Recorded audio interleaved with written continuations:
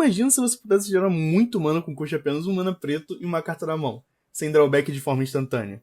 Venha descobrir comigo esse segredo além da toca.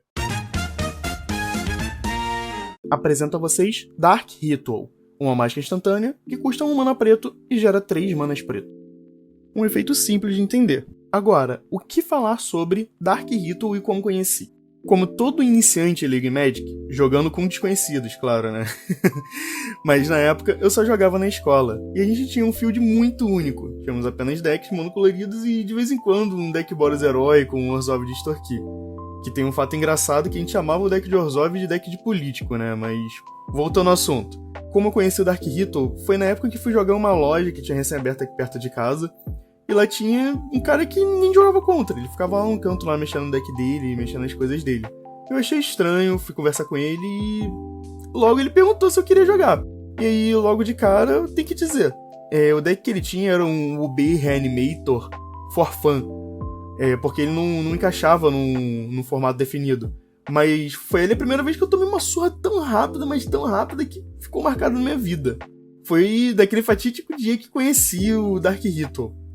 Porque sem esse deck dele não funcionava. Ele fazia mulligan, teve o Dark Ritual, e pra fazer jogar dele no turno 1. Eu cheguei a pedir pra poder ver a lista dele e entendi o motivo de ele mulligar tanto.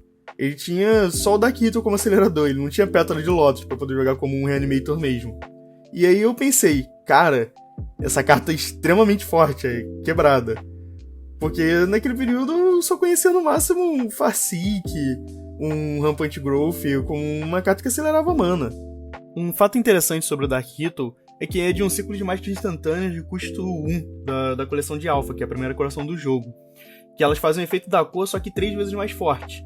Sendo que elas são Ancestral Recall, que é a parte das Power 9, que é uma mágica instantânea com custo de 1 mana azul e faz o jogador alvo comprar 3 cartas.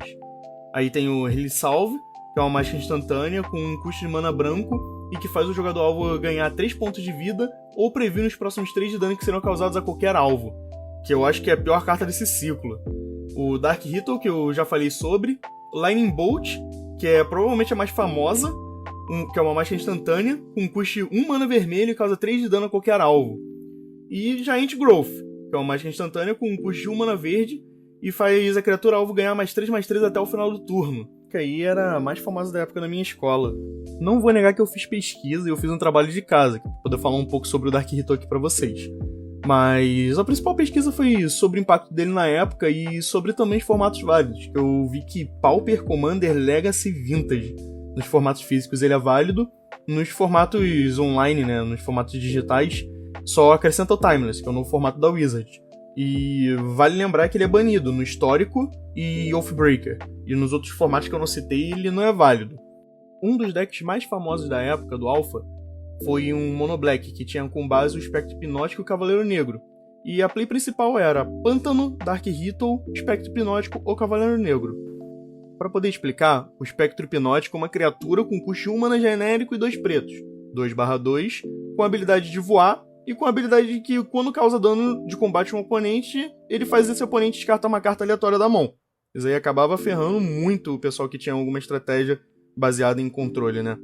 Agora, o Cavaleiro Negro, que é uma criatura com um custo de 2 manas pretos, 2/2, ele tinha as simples habilidades de iniciativa e proteção contra o branco, que tinha uma das melhores remoções no período. Agora, aqui é onde o bicho pega, porque esse daí foi no período de Alpha. A partir daqui só foi ladeira abaixo, porque agora a gente vai falar sobre o período da Era Glacial, que foi quando lançou a Necropotência, que dava uma vantagem absurda de cartas na mão, e você conseguia acelerar isso fazendo um simples play de mana, Dark Ritual, Necropotência. Agora, para poder explicar como funciona a Necropotência. A Necropotência é um encantamento com custo de 3 manas pretos e seguintes efeitos. Você pula sua etapa de compra, toda vez que você descarta uma carta, né? Você exila essa carta em vez de colocar no seu cemitério.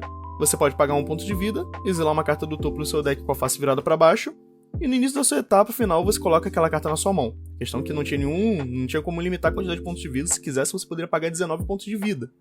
E isso fez o pessoal no período pensar que Necropotência não fosse uma carta talvez tão boa.